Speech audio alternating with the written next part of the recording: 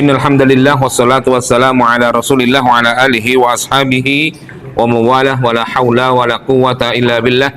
Asyhadu an la ilaha illallah wahdahu la syarikalah wa asyhadu anna Muhammadan abduhu wa rasuluhu la nabiyya wa la rasula ba'dah. Qala Allah Ta'ala fil Qur'anil Karim, ya ayyuhalladzina amanu ittaqullaha haqqa tuqatih wa la tamutunna illa wa antum muslimun. Amma ba'd. Segala puji bagi Allah Subhanahu wa taala atas seluruh nikmat, hidayah serta taufiknya kepada kita semua, sehingga pada kesempatan pagi hari ini kita kembali dipertemukan oleh Allah. Kita bisa mendatangi majelis kita, yakni di Madrasah Lansia Al Barokah yang kita cintai bersama. Mudah-mudahan pertemuan kita, kehadiran kita di madrasah kita ini diberikan ridho dan juga balasan berupa pahala yang berlipat ganda oleh Allah Subhanahu wa taala. Amin ya rabbal alamin. Salawat dan juga salam kita haturkan kepada junjungan kita, suri tauladan kita, Nabi besar Muhammad sallallahu alaihi wasallam, dan juga kepada seluruh keluarga, sahabat serta umatnya yang senantiasa berusaha untuk terus mengikutinya dengan baik dan benar hingga akhir zaman nanti. Para santri Madrasah Lansia yang kami hormati dan kami cintai karena Allah, sebelum kita mulai pelajaran kita akan absen terlebih dahulu. Mohon nama-nama yang kami sebutkan untuk bisa menyampaikan kehadirannya. Bapak Agus Santoso, Ibu Andi Endang, Ibu Astuti, Ibu Devi, Ibu Dwi Yuliarti, belum.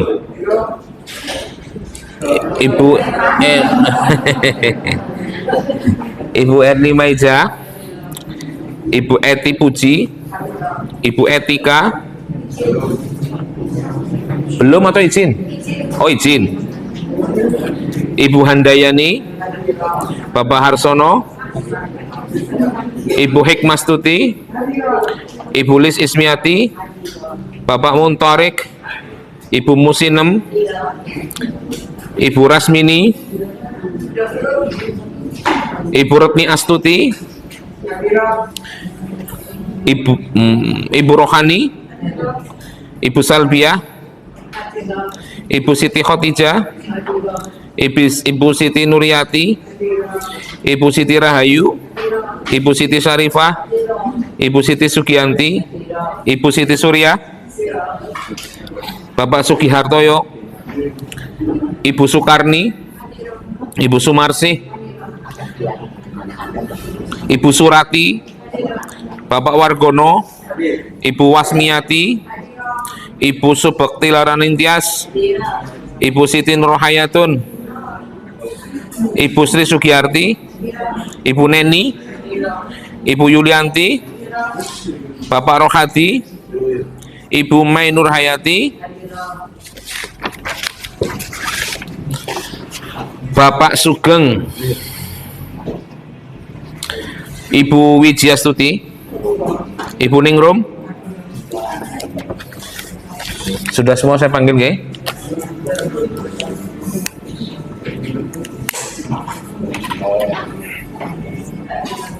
Kali ini qadarullah ya, kita lagi banyak yang sakit ya.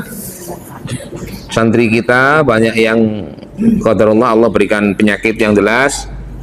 Penyakit itu bukan untuk bersedih-sedih. Ya, sedikit hikmah yang disampaikan oleh para ulama dan terdapat dalam beberapa hadis Rasulullah Shallallahu Alaihi Wasallam bahwa sakit itu bagian dari cara Allah untuk memberikan kebaikan kepada kita. Yang penting kunci daripada sakit itu ketika kita ridho dengan sakitnya dan kita sabar dalam menjalani sakit tersebut ya. Jadi perlu kita pahami bahwa sesungguhnya kalau kita sakit itu bukan sedih tapi senang. Dalam tanda kutip senang itu kita akan mendapatkan banyak kebaikan. Sedih karena kita tidak bisa melakukan banyak kebaikan, iya. Tapi kalau sedih dari sisi penyakit yang kita dapatkan karena kita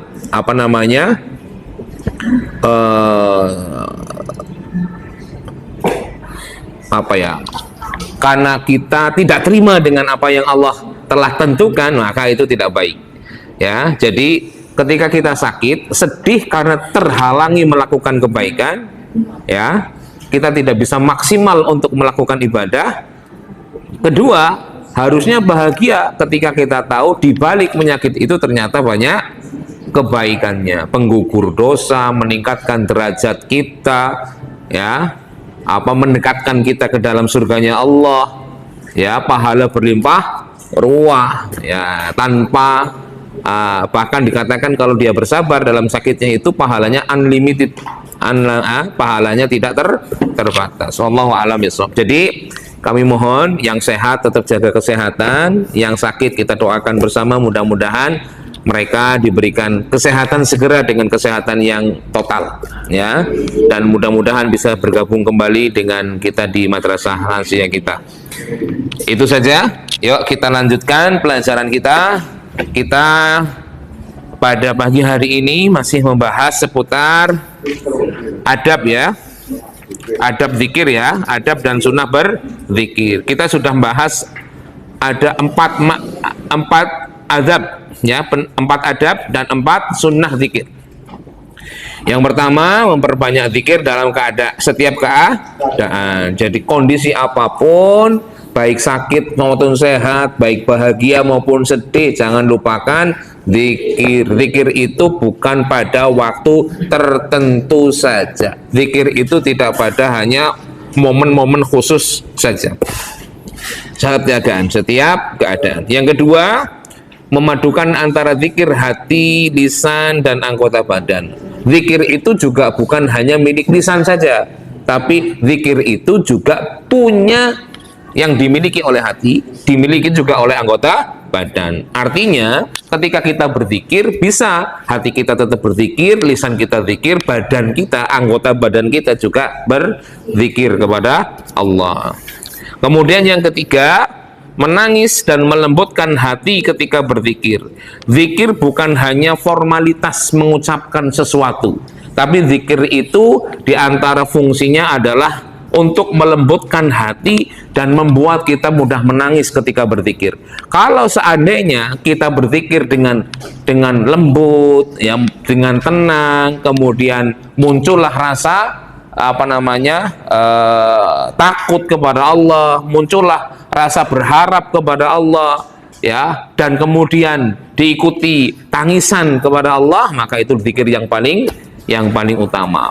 Itu nggih. Jadi zikir itu memang sejatinya hasilnya itu akan membuat tenang hati kita.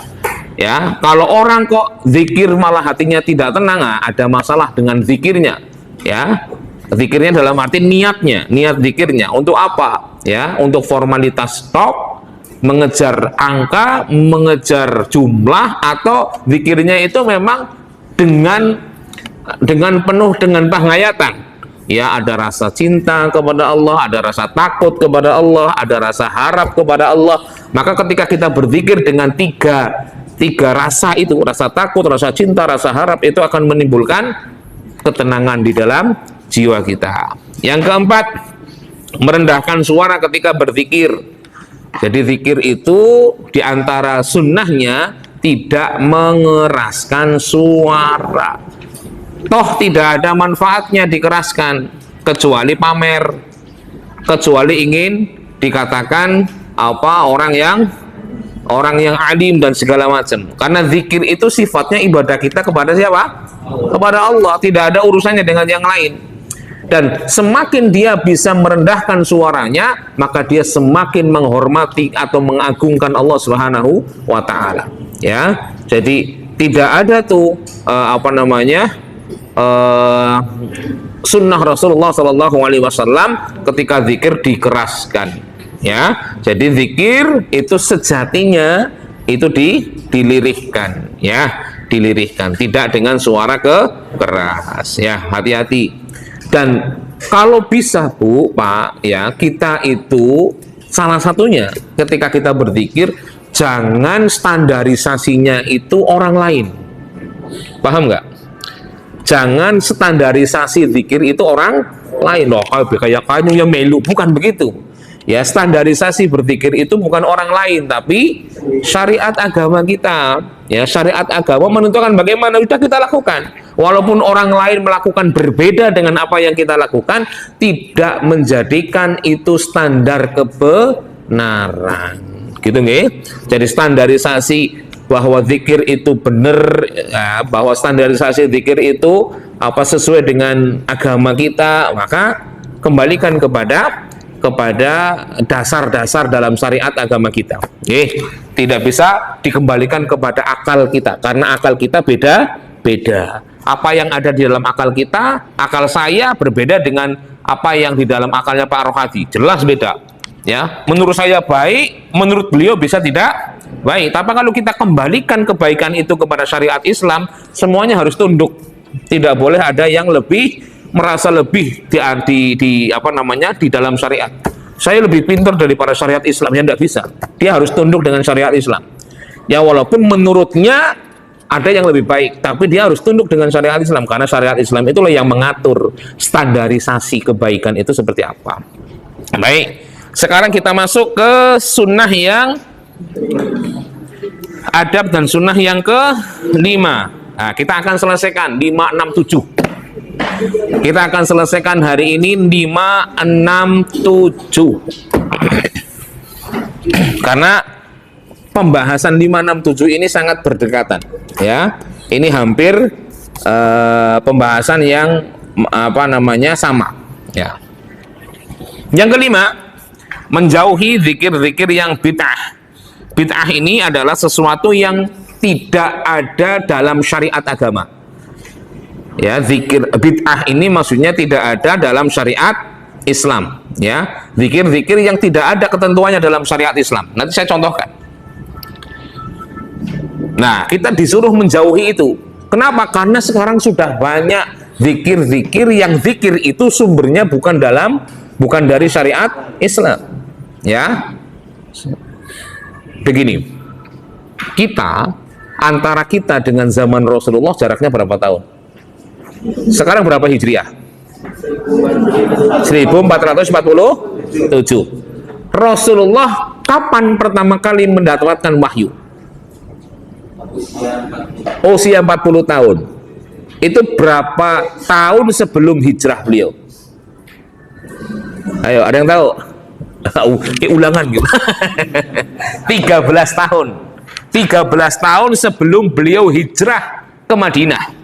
Kan mulai dihitung 1 Hijriah itu ketika Rasulullah hijrah ke Madinah. Sekarang sudah 1447 plus 13 tahun. Berarti berapa jumlahnya itu, jaraknya kita dengan zaman wahyu turun. Nah itu, saking jauhnya jarak itu, saking jauhnya jarak antara wahyu turun dengan kita sekarang ini, ya, sangat dimungkinkan akan muncul sesuatu yang aneh, sesuatu yang di luar syariat Islam. Banyak inovasi ya dalam beragama, karena saking jauhnya tuh, ya, saking jauhnya jarak antara Rasulullah dengan kita, ya. Dan sekarang sudah banyak muncul inovasi dalam beragama, yang kadang, Pak, inovasi itu lebih populer daripada yang sesuai syariat Islam. Sesuatu yang tidak dalam ajaran Islam ada, tapi itu lebih populer. Monggo Bu Rasmini. Ya, tapi dalam kemasyarakatan kita lebih populer itu dibandingkan ajaran Islamnya. Ya kan? Lebih terkenal. Nih, saya ambil contoh nih. Ini belum bahas masalah zikirnya. Nanti saya bahas zikirnya. Ada ajaran Islam yang itu tidak lebih populer, bahkan lebih populer yang tidak ada dalam ajaran Islam. Contoh, ajaran Islam ketika seseorang telah meninggal dunia apa? Sunnah Rasulullah setelah orang meninggal dunia. Apa sunnah untuk orang yang masih hidup? Enggak, setelah orang meninggal sudah selesai sudah dikubur nih, sudah dikuburkan. Apa sunnahnya? Apa sunnahnya? Memberi makan orang yang ditinggalkan. Ayo, ada nggak? Ada nggak yang praktek itu? Alhamdulillah kalau ada. Tapi kebanyakan Itu sunnahnya. Jadi ada orang yang meninggal dunia, tetangganya, saudaranya, temannya memberikan makan kepada keluarga yang ditinggalkan. Itu sunnahnya. Sekarang yang menjadi populer, yang kematian, keluarga yang meninggal justru yang ngasih. Populer mana? Orang yang kemudian ditinggal meninggal, ya, seharusnya itulah yang dikirimi makanan. Tapi lebih populer sekarang yang punya acara, yang bikin makanan adalah yang meninggal. Yang ditinggal, bukan yang meninggal, masa yang meninggal? Masa yang meninggal? Masa yang meninggal? Maksudnya keluarga yang ditinggalkan. Ya. Maksudnya keluarga yang meninggal dunia gitu ya, bukan orang yang meninggal, bukan. Iya kan? Populer mana? Populer yang kedua kan gitu. Padahal yang pertama itulah sunnahnya. Ya, jadi ada orang misalnya ini saya lagi tidak mendoakan di Bojong misalnya dulu. Di Bojong ada salah satu santri kita yang meninggal dunia. Ya, urung lulus tapi diluluskan Gusti Allah gitu. Meninggal dunia. Nah, sunnahnya kita mendoakan dan memberikan itu makanan. Panganan ya cepet cel ya, sing enak-enak maksudnya loh, yang sing aja mung mendoan tok teh, yang enak-enak, yang membuat nafsu makan ada. Ya, ini dipraktekkan dulu zaman Nabi Muhammad SAW ketika Ja'far meninggal dunia. Sahabat Ja'far meninggal dunia, apa yang dikatakan Rasulullah kepada sahabatnya? Ya, berikan makan kepada ahli Ja'far, keluarganya Ja'far itu. Kasih makan dia. Dan ini masih sangat jarang dipraktekkan. Ya, jadi kami, ini cerita fakta ya. Kami di rumah itu ada musola depan rumah kami. Di antara salah satu fungsi khas kita, yaitu untuk masak-masak ketika ada jamaah meninggal dunia yang kita kirimkan ke rumah. Itu di antara fungsi pemanfaatan kas masjid, yang kas musola saya, ya, yang ada di tempat rumah saya itu. Jadi begitu ada jamaah yang meninggal dunia, ini langsung otomatis nih ibu-ibu ngerembuk, masak apa? Sing becer kae, sing rajang-rajang gie, sing itu namanya. Bruk. Ya, lagi saya instruksikan bikin makanan yang enak. Bikin aja, kita minimal 2 hari, kasih minimal 2 hari. Ya, hari ini kita kasih, besok kita kasih. Kalau masih ada kas, silahkan 3 hari, tidak masalah. Tapi itulah sunnahnya, menghidupkan sunnah itu pahalanya besar. Dan jangan sampai sunnah itu justru kalah dengan sesuatu yang justru tidak ada dalam syariat. Ya, tidak ada dalam syariat. Makanya fungsi apa namanya itu dawis ya? Apa sih? Bukan dawis, apa? Ardilayon. Mardilayon ya. Mardilayon itu kan fungsinya untuk itu juga kan? Coba kalau misalnya dimanfaatkan dan dimaksimalkan.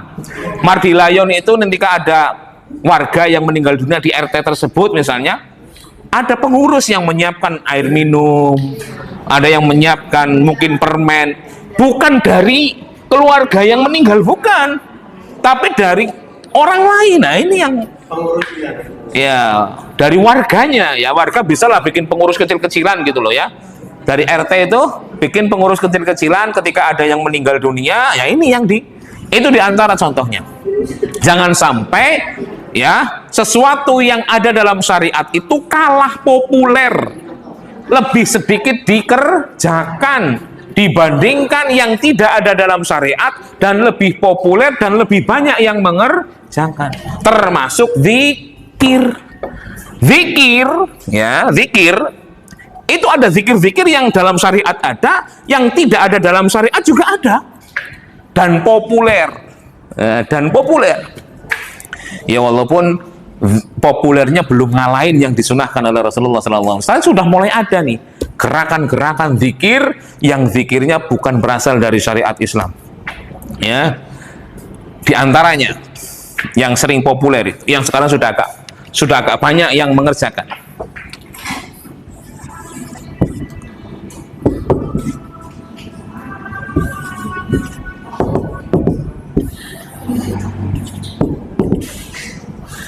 Ini apa? Ini apa?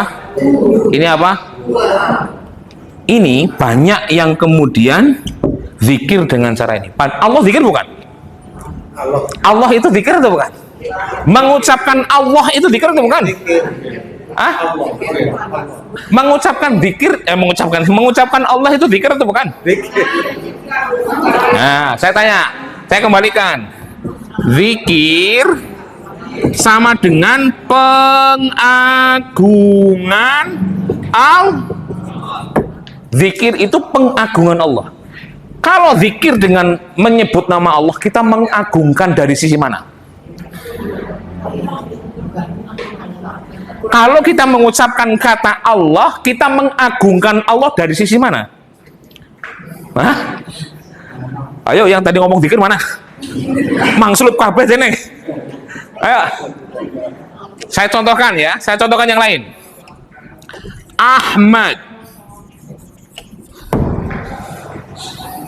Ahmad. Ini sudah sempurna belum kalimatnya? Kalau saya mau memuji Ahmad, gimana caranya? Ahmad, kira-kira Ahmad itu ngerasa dipuji apa enggak? Terus kalau saya mau muji Ahmad, caranya gimana?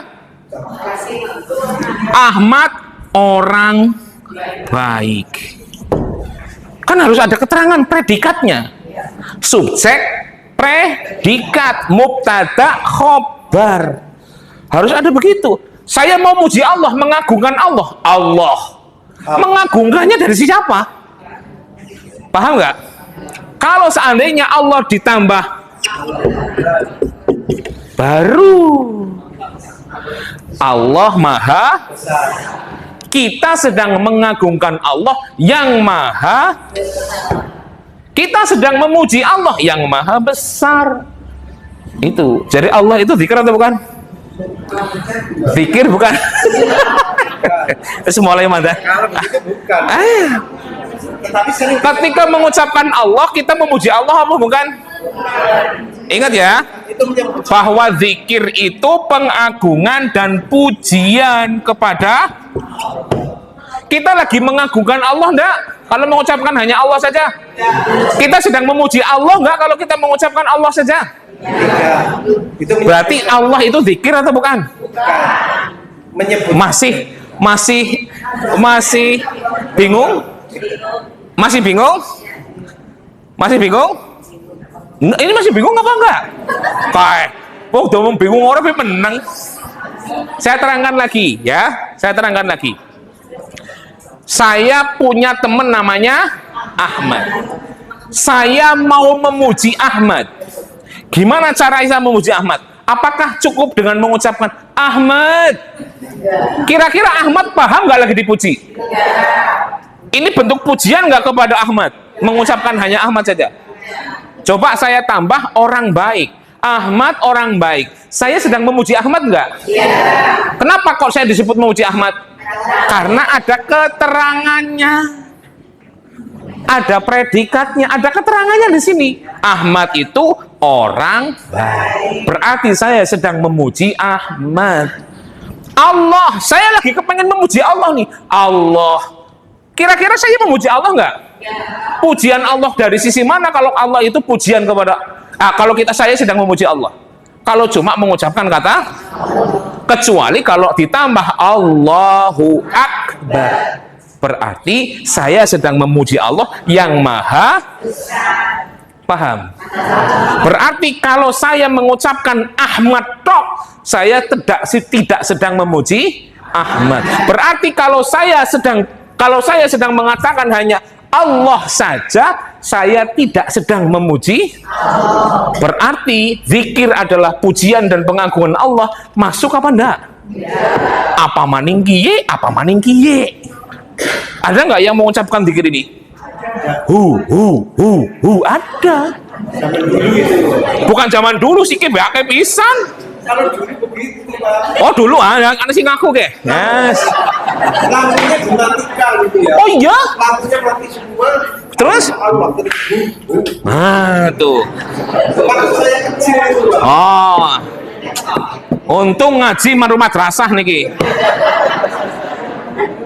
Begitu. Hu artinya apa?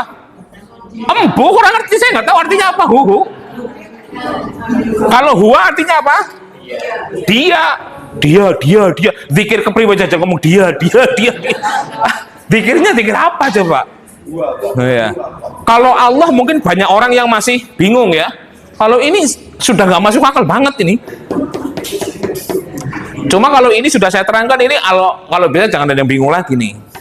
Sudah saya terangkan, Allah itu bukan bagian dari berzikir, mengucapkan kata Allah. Maka perlu ada tambahan kata di belakang ya untuk menjadikan keterangan. Saya memuji Allah, apa yang saya puji? Misal Allahu Ahad. Saya memuji Allah yang Maha Esa. Ya, apalagi Allahu Somad. Gue yakin. Allah tempat saya bergantung, bersandar, dan yang sebagainya. Ya, maka butuh ketika kita memuji Allah, artinya kita berpikir, mari berikan kalimat sempurna, bukan hanya kalimat Allah saja. Itu diantara contoh zikir-zikir yang nyun sewu, yang bid'ah, yang tidak ada dalam syariat Islam. Dan jangan ikut-ikutan. Lah, ketone kok kepenak temen dikit orang pati kesel itu. Daripada Allahu Akbar, apa maning zikire subhanallah walhamdulillah ketahuan gitu. Ambil singkat saja gitu. Nah, ini yang aneh gitu. Nah, itu ternyata sudah terjadi zaman dulu nggih Pak Wargono. Masya Allah. Nah, ini harus kita perhatikan ya. Ya, jangan atau jauhi zikir-zikir yang tidak ada dalam syariat. Jangan sampai malah kita sibuk zikir, yang kita ucapkan tidak ada dalam syariat. Tidak ada pahalanya Pak Bu. Kalau nggak ada dalam syariat itu nggak ada pahalanya. Kenapa? Karena Allah itu hanya akan memberikan pahala sesuatu yang sudah Allah atur, sudah ada dalam syariat Islam, baru saya kasih pahala. Tapi kalau nggak ada dalam syariat Islam, Allah yang nggak akan ngasih pahala. Contoh nih, saya contohkan.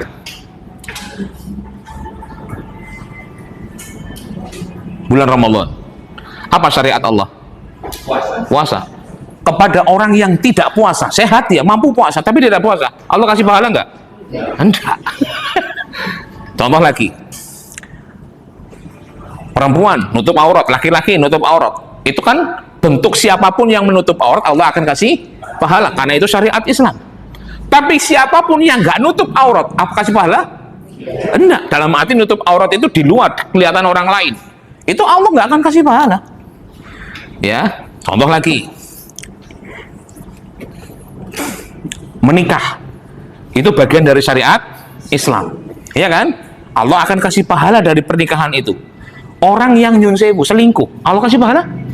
Enggak, karena di luar syariat Islam. Paham nggak? Nah, itu tadi. Makanya kalau kita ingin dapat pahala zikir, zikirlah dengan zikir yang ada dalam syariat Islam. Jangan zikir-zikir yang aneh-aneh itu tadi. Karena yang tidak ada dalam syariat Islam itu tidak akan menghasilkan paham? Nah, ya. Terus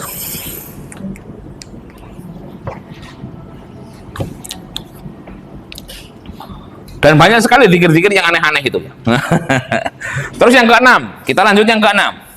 Mendahulukan zikir khusus daripada zikir umum.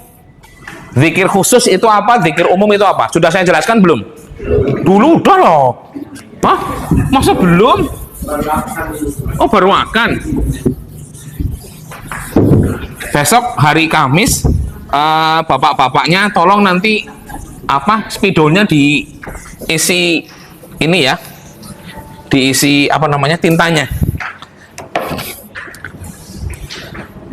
Zikir ada dua, mutlak, muqayyad. Belum, udah kan ya? Sudah. Nah, mutlak ini sama dengan umum. Muqayyad sama dengan tertentu atau khusus. Ya kalau yang belum ngerasa belum ya ditulis nggak apa-apa.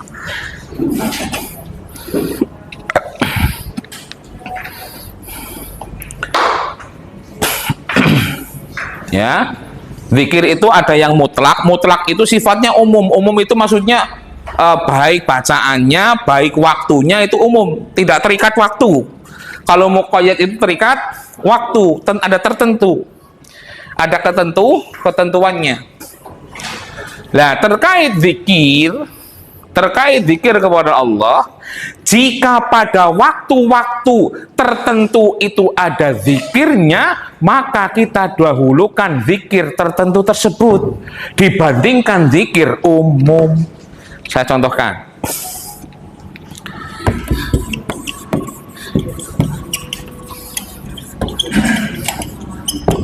Zikir setelah sholat, ada nggak zikir muqayyad setelah sholat? Ada. Makanya kalau setelah sholat, zikirnya didahulukan muqayyad, jangan mutlak. Paham nggak? Kita mau berzikirin setelah sholat, ada nggak sih zikir yang ditentukan dalam syariat setelah sholat? Ada. Ya, ada. Dan kalau seandainya di saat itu kita ingin berzikir, di setelah sholat kita ingin berzikir, pilihlah, dahulukanlah zikir muqayyad setelah sholat. Jangan milih zikir mutlak. Bukannya tidak boleh, tapi sudah ada ketentuan muqayyadnya, maka dahulukan yang muqayyad, yang tertentu itu. Paham? Contoh lagi. Zikir sebelum tidur. Ada nggak yang suka berzikir sebelum tidur sini? Ada. Ya, berarti ada nggak zikir muqayyad sebelum tidur? Ada. Ada zikir yang sudah ditentukan oleh Rasulullah sebelum tidur. Nah, itu dibaca. Jangan kita mendahulukan zikir yang mutlak dan menomorduakan zikir muqayyadnya, jangan, itu keliru. Maka ketika sebelum tidur, oh ada nggak sih zikir muqayyadnya sebelum tidur? Ada, baca. Setelah dibaca, panjenengan asih tetap kepengen zikir, silakan pakainya zikir mutlak. Jadi nanti kita kan sudah disiapkan ini buku zikir ya. Ya, nanti silahkan dikoordinir. Ya, yang ketua kelasnya karena sakit ya siapalah ya Pak Margono atau Pak Torik, ya silahkan nanti dikoordinir masing-masing dapat satu buku zikir. Nah, untuk biayanya berapa nanti tergantung Pak Fajar. Ini hanya mengganti uang kulak saja ya. Nanti dibaca ya. Ada zikir setelah sholat, ada zikir pagi dan sore, ada zikir sebelum tidur, gitu ya. Jadi zikir sore, zikir petang, pagi, ya itu sudah ada ketentuannya, waktunya. Pagi zikirnya ini, sore atau petang zikirnya ini. Maka ketika sudah ada ketentuannya, pagi begini, sore begini, ikuti, dahulukan itu. Jangan malah milih zikir yang sifatnya umum dulu, ya.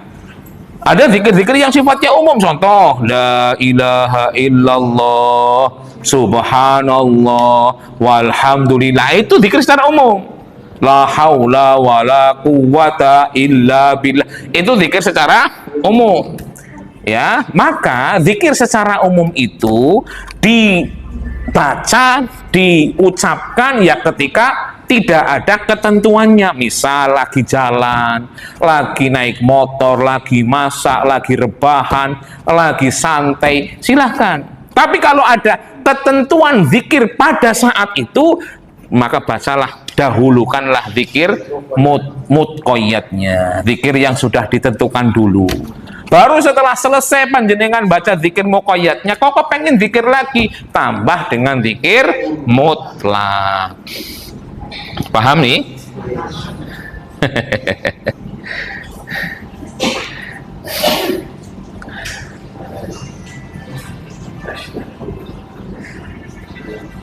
Bisa dipahami? Ada pertanyaan sampai di sini? Jadi, ya gimana Ibu? Saya pernah melihat pada saat pemberangkatan jenazah, pada waktu mau pemberangkatan itu diadani dulu. Kemudian ketika sudah mau diubah, yang mahal itu tuh ketika mau diuluk juga diadani. Apakah itu merupakan ajaran Rasul? Oh gitu. Kalau azan kepada orang, mengazani orang, itu khilafiyah pada ketika setelah lahir tok. Setelah lahir tok. Itu khilafiyah. Ada yang membolehkan setelah lahir diadzani karena ada hadisnya. Cuma hadisnya ini diperselisihkan. Ada yang mengatakan hasan, ada yang mengatakan dhaif, ya. Ada yang mengatakan hasan. Hasan itu apa? Boleh dilakukan, boleh dikerjakan. Maka ada orang yang setelah anaknya lahir dia diadzani oleh bapaknya, kakeknya atau siapapun lah. Itu silahkan. Tapi kalau yang mengatakan hadisnya itu dhaif, tidak bisa dipakai, maka setelah lahir si anak tidak perlu diadzani, paling ditahqiq, gitu ya. Diberikan mamahan kurmanya bapaknya, ya, ludah bekas kurma itu ditaruh di bibirnya si anak, itu silahkan, ya. Atau madu juga boleh, silahkan, itu tahqiq.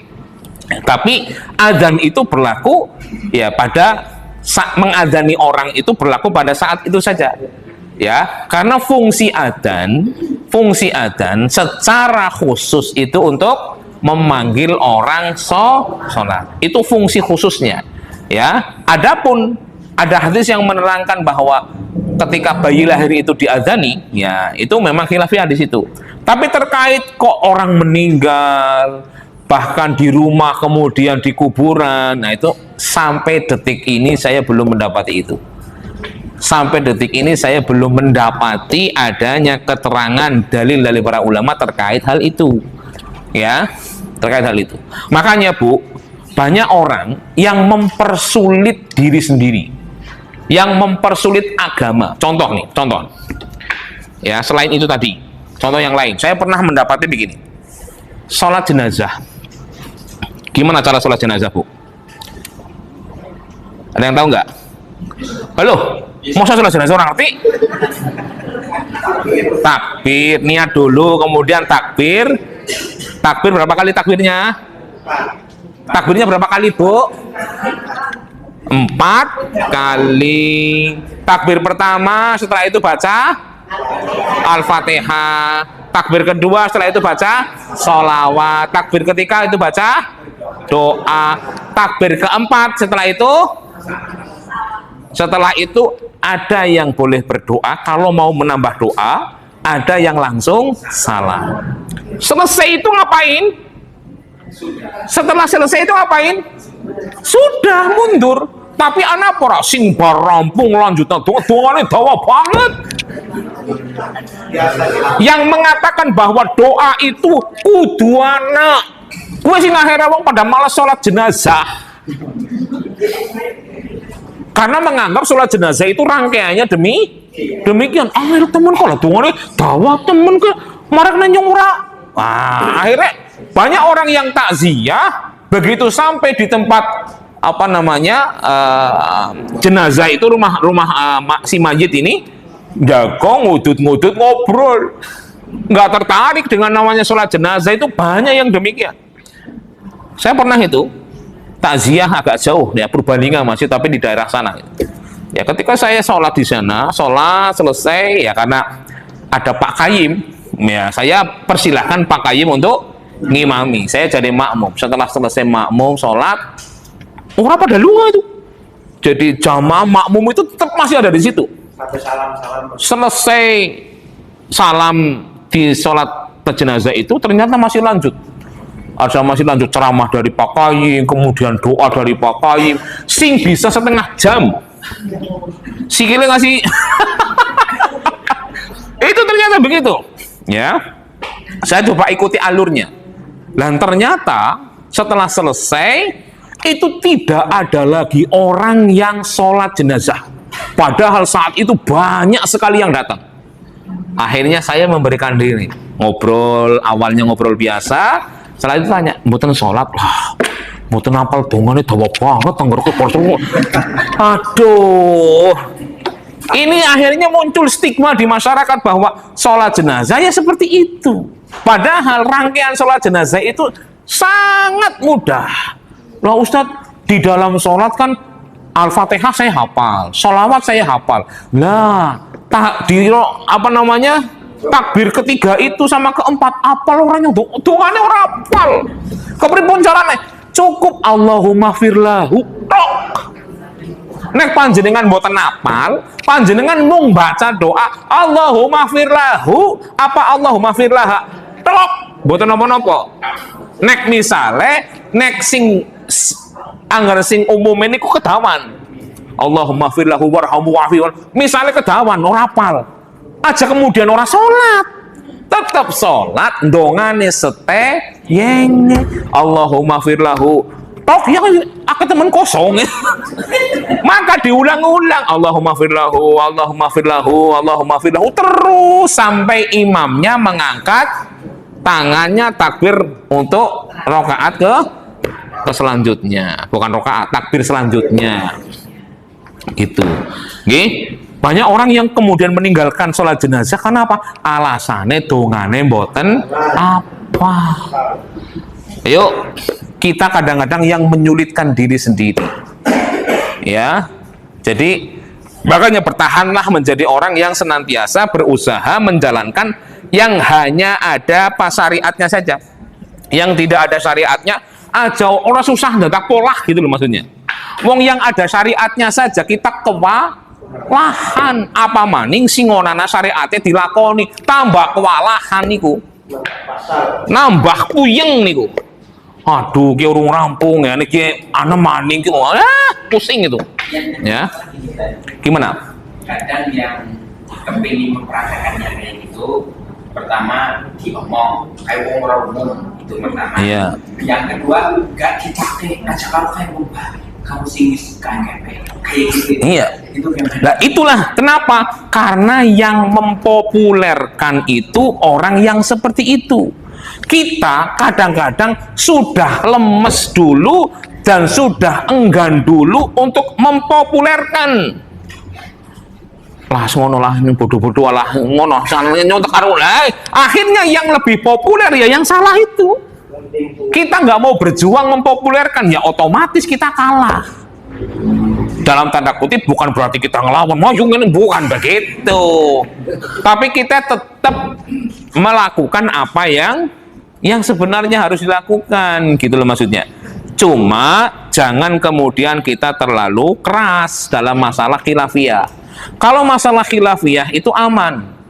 Tapi kalau masalah yang tidak khilafiyah itu memang harus perlu ketegasan. Bukan keras tapi tegas.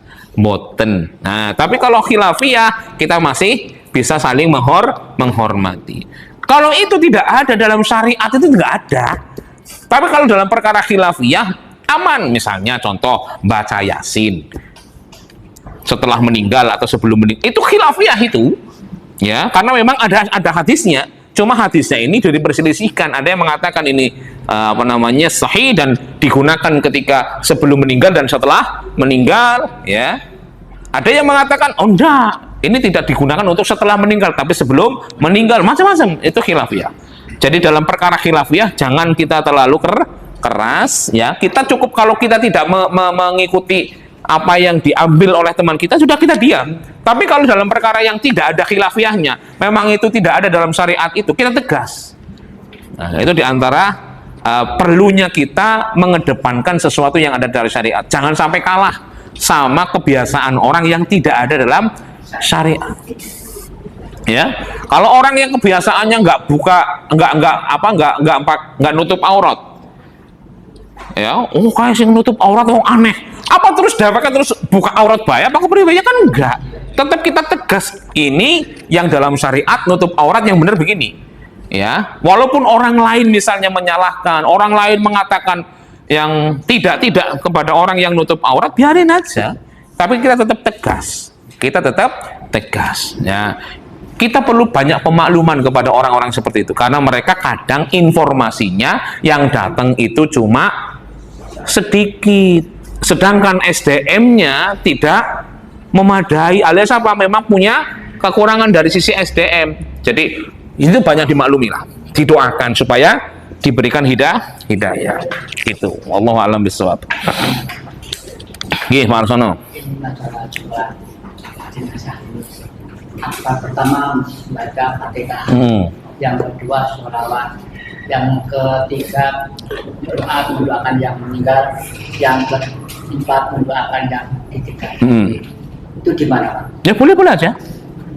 Boleh-boleh saja, cuma sebaiknya yang kita doakan itu orang yang meninggalnya saja. Dalam arti fokus di sana. Ya, di dalam sholat itu kita doakan orang yang meninggal itu loh. Paham nggak? Ya, orang yang meninggal itu kita doakin sepuas-puasnya dalam sholat. Ya, panjenengan arep ndonga nasi apik-apik apa terserah. Ya, dalam sholat itu. Ya, nanti selesai mendoakan lagi boleh nggak? Boleh. Tapi masing-masing, jangan dibikin rangkaian. Nah, seperti rangkaian sholat. Sholat selesai, salam selesai, sudah bubar. Kalau kita sambil duduk mendoakan lagi orang yang meninggal dunia itu boleh nggak? Boleh, silakan perbanyak lagi, nggak masalah. Gitu, ya. Usahakan yang kita doakan ketika sholat itu orang yang meninggal. Gitu. Nah, setelah itu kita mendoakan orang yang ditinggalkan boleh. Yang nggak terlarang juga ketika dalam sholat kita mendoakan orang yang ditinggalkan, nggak salah juga. Nggak salah juga. Orang yang ditinggalkan, keluarga yang ditinggalkan, kita doakan di dalam sholat. Allahumma la tahrimna ajrahu wa la taftinna ba'dahu waghfir lana walahu. Boleh kita doakan begitu, nggak masalah. Tapi kita usahakan fokusnya ketika sholat itu doakan si mayit. Gitu nggih? Ya. Kemudian yang ketujuh kita selesaikan ini. Memperbanyak zikir-zikir maksur. Zikir maksur ngerti mboten? Hah?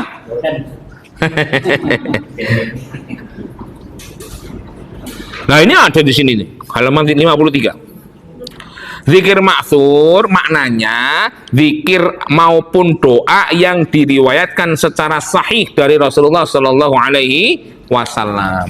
Jadi zikir maksur itu zikir yang berasal dari Rasulullah melalui hadis-hadis yang disahihkan oleh para ulama. Kita menggunakan zikir itu, ya, termasuk doa, zikir itu sama. Wirid, doa, zikir itu sama. Yang sudah ada ketentuannya dari Rasulullah. Rasulullah ketika ini doanya ini, zikirnya ini, itu. Ya, kita melakukan itu, kita memilih itu saja, jangan milih-milih yang lain. Contoh nih, hauqalah. Siapa yang tahu zikir hauqalah itu seperti apa? La haula. Ayo, yang benar. Yang lengkap zikir hauqalah, coba yang dengar. La haula.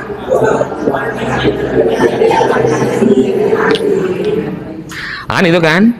Padahal yang dari Rasulullah itu hanya la haula wala quwata illa billah. Titik.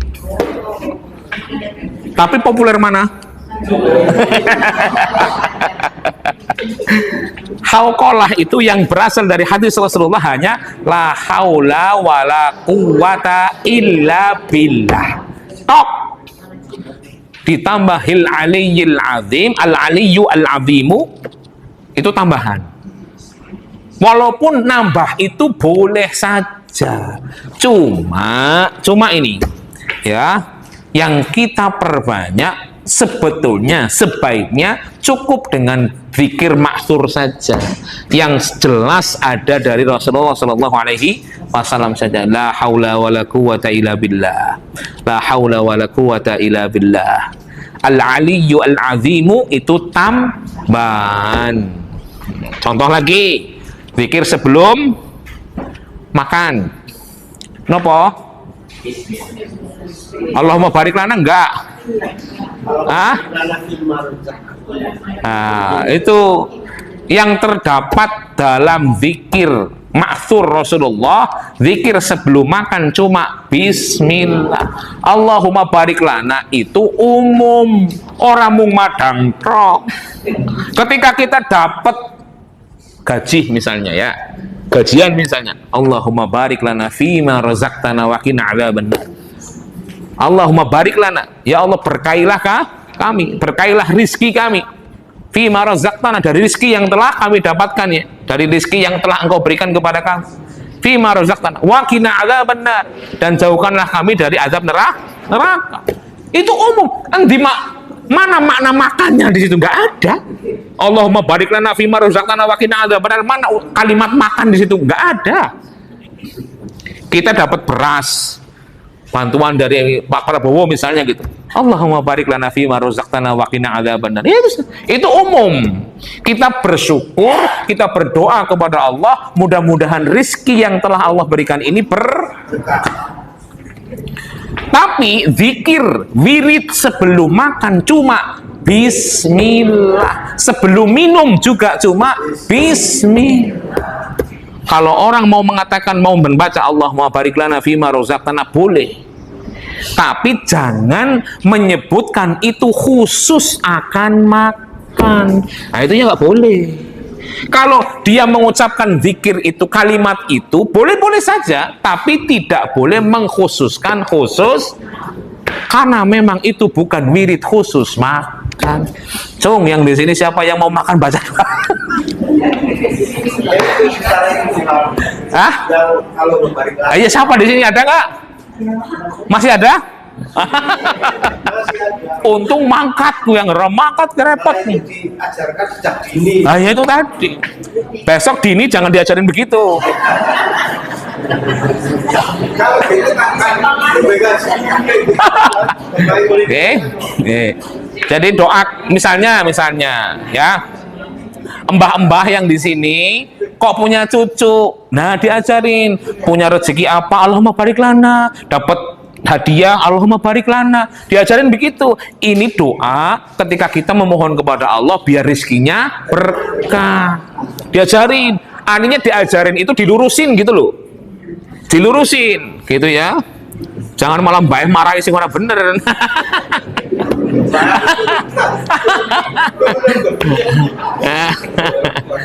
Ya. Gitu. Contoh lagi, zikir setelah sholat kan ada. Zikir setelah sholat itu nanti kita akan bagikan gitu ya. Monggo di apa namanya nanti dikondisikan. Ya, setelah sholat itu ada zikirnya, bukan zikir kita kuaca sekang kiai nenyong. Dawa banget. Bar sholat macane wirid anu duwe ning kiai. Ben rezekine biasane wirid kang kiai niku. Nek ora rezeki lancar, nek ora enteng jodoh, nek ora pemaning laris usahane. Biasanya itu nggak jauh dari itu zikirnya yang dikasih itu. Ya, padahal ada zikir yang Allah tetapkan setelah sholat itu, masya Allah, zikir ma'thur, yang itu fungsinya bukan hanya melariskan dagangan, penjagaan untuk kita, rahmat untuk kita. Bahkan siapa yang berzikir setelah sholat, meninggal antara sholat dia dan sholat setelahnya, setelah itu jamin surga itu.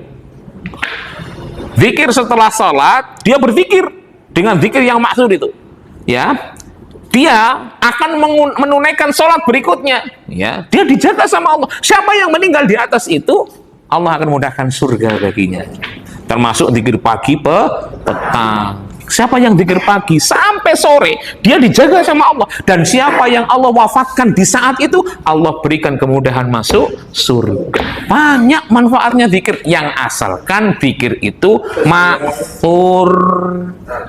Ya, zikir itu ma'thur. Ma'thur apa itu? Sesuai dengan apa yang diajarkan Rasul. Wong zikir ma'thur saja kita kewalahan macane, apa maning sing ora maksud, ampun ditambahi kon kebal zikire anak mien. Zaman saya ketika di pesantren itu banyak itu. Banyak itu. Ki kon bisa tahan bacok ini doanya begini, doanya begini. Lah wong sing Sing pahala nih pirang-pirang yang jelas dari Rasulullah saja kita kewalahan baca, kok ditambah sing aneh-aneh gitu. Itu maksudnya, wong Rasulullah biar tahan baca, kon dewek tahan baca, gitu ya. Contoh, zikir lagi setelah musibah. Setelah kita mendapatkan musibah apa zikirnya? Inna lillahi wa inna ilaihi. Terus wis Allahumma jurni fi musibati wa akhlif li khairam minha. Bukan apal?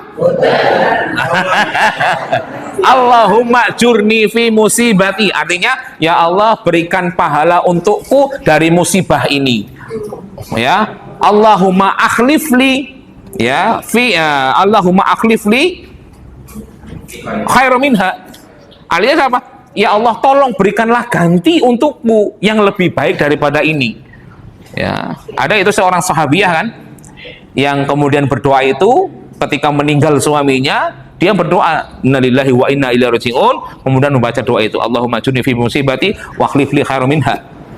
Apa yang didapatkan? Dia mendapatkan ganti suami yang lebih baik. Siapa? Rasulullah. Tajir boy. Lebih baik selalu tajir boy. Oh wes tak.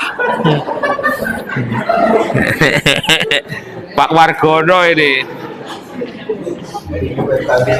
Ya, jadi lebih baik itu dari sisi agamanya, ya. Ditulis. Oh Allah. Gini aja nanti di grup aja. Ya. Di grup aja. Kalau ditulis ke sini kesuwen, just enggak entong waktu nek.